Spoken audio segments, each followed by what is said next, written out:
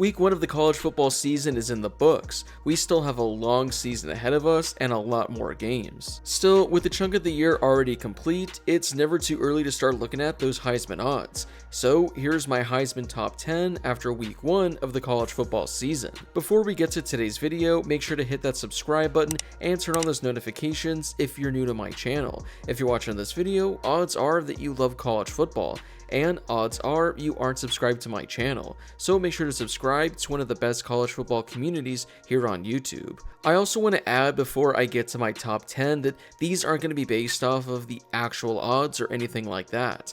I know a lot of the players that I include in today's video are probably not even listed on betting sites, but these 10 players had fantastic games this weekend, so I currently have them leading the way. Although there are a lot of players who I think are going to be there at the very end, they didn't necessarily have good games, so I don't want to include them inside my top 10 just yet. Starting off this ranking at number 10 is Oklahoma State running back Ollie Gordon. I've talked about Ollie Gordon numerous times this offseason, and if any non-quarterback is going to win the award, it's probably going to be him. Last season for Oklahoma State, he emerged as one of the best running backs in all of college football. Well, he had a fantastic 2024 debut. He ran for 130 yards and had 3 rushing touchdowns. He also caught 3 passes for 20 yards through the air. Washington State lost quarterback Cam Ward this offseason, but their new quarterback looks pretty damn good. This is John Mateer's 3rd season with the Cougars, but it's his 1st season as their starting quarterback. Last season, he attempted only 17 passes.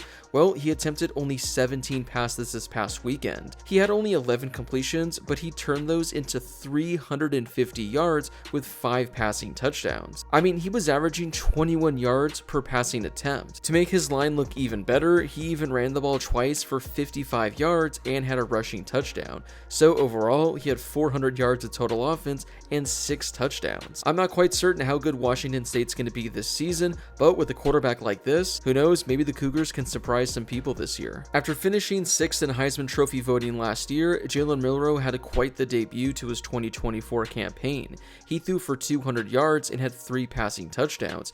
He also did that while throwing the ball only 9 times and completing only 7 passes. He also added 80 yards on the ground as well with 2 rushing scores. Jalen Milroe was a name I talked about a lot in regards to the Heisman as well, and I thought he would definitely be in the running this year, but he's going to have to improve on the numbers he posted in 2023. Well, if his first game is any sample size, he's well on track to doing that. Arizona quarterback Noah Fifita has been one of my Heisman favorites going all the way back to early in the offseason. Well, he had quite the debut in 2024 as he threw for over 400 yards with 4 passing touchdowns. It was one of the better games we saw from a quarterback all weekend, but you're going to learn later in this video why I have him ranked around this spot. I get it, Ole Miss wasn't playing anybody this past weekend, but you can't ignore the numbers that Jackson Dart posted.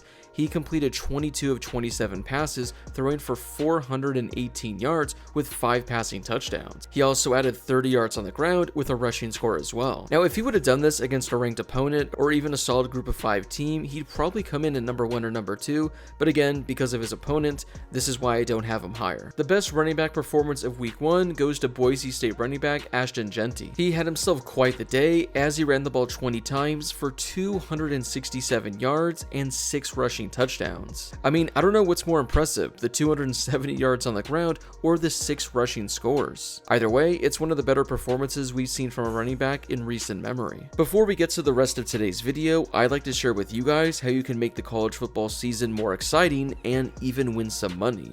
I've partnered with Underdog Fantasy to bring you this amazing deal. If you download the Underdog Fantasy app and use promo code Harris, they'll match your first deposit up to $1,000. That's right, they're giving you up to $1,000 of free money. You can choose your favorite players from every game and decide whether or not they'll go higher or lower than their projections. So to add a little extra excitement to every game and win some money, make sure to use promo code Harris for a 100% deposit match up to $1,000 at Underdog Fantasy. You guys can also sign up using the link in my description as well. Just like last season, Shedeur Sanders kicked off his season with a bang. He completed 26 of 34 passes, throwing for 450 yards with 4 passing touchdowns. Now, I know a lot of people are going to say, well, it came against an FCS opponent, but North Dakota State has proven year after year to be one of the better FCS teams in all of college football. If I were to guess, North Dakota State would probably beat a lot of group of 5 opponents, probably a decent decent amount of Power 4 opponents as well. We'll see how he does the rest of the season, including this week against Nebraska, but for right now, he had one of the best performances we saw in week 1. When I did my Heisman sleeper video a couple weeks ago, one of the names I included was USC quarterback Miller Moss.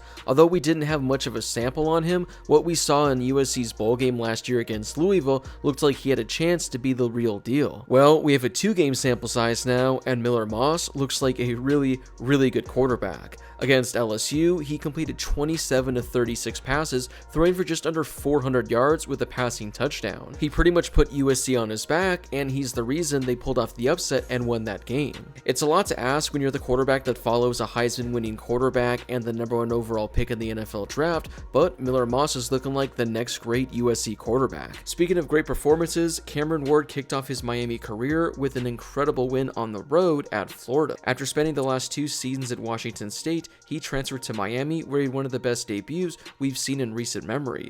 He completed 26 of 35 passes, throwing for just under 400 yards with 3 passing touchdowns. He also added over 30 yards on the ground as well, and averaged 11 yards per rush. I didn't really give Cameron Ward that much hype this offseason because I don't know how he would look at Miami, but after only 1 week, he looks like a legitimate Heisman contender, and if he's able to perform at this level every week, who knows, maybe Miami is a potential playoff sleeper. Earlier in the video, I talked about Noah Fifita and why I had him ranked at number 5 despite posting those incredible numbers.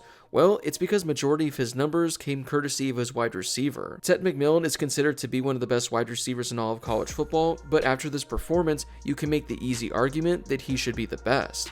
He caught 10 passes for 304 yards with 4 receiving touchdowns. I mean, this was a back and forth game with New Mexico, so Ted McMillan pretty much put Arizona on his back, and he's the reason they won this game. I don't have the numbers off the top of my head, but if I were to guess, I don't think we've seen too many games in college football history where a receiver has finished with 10 receptions, 300 yards, and 4 receiving touchdowns. Now, obviously, he's not going to have games like this every week moving forward, but if he continues to put up these video game-like numbers, then I definitely think this is going to be the non-quarterback that has the best chance of winning the Heisman Trophy in 2024. Well, that wraps it up for my Heisman top 10 after week 1. Who do you think had the best performance this past week? Also, was there a player that I didn't include inside my top 10 that easily should have made the cut? Whoever it is, let me know in the comment section down below. Before you leave, don't forget to hit that subscribe button and turn on those notifications if you're new to my channel. I'm posting college football videos every day during the season, so make sure to subscribe so you never miss a video. Also, don't forget to drop a like on this video as well. It helps out with that YouTube algorithm, and it helps share the video and my channel with more college football fans. Plus, it only takes a second to do. As always, thank you guys so much for watching, and I'll see you all in my next video.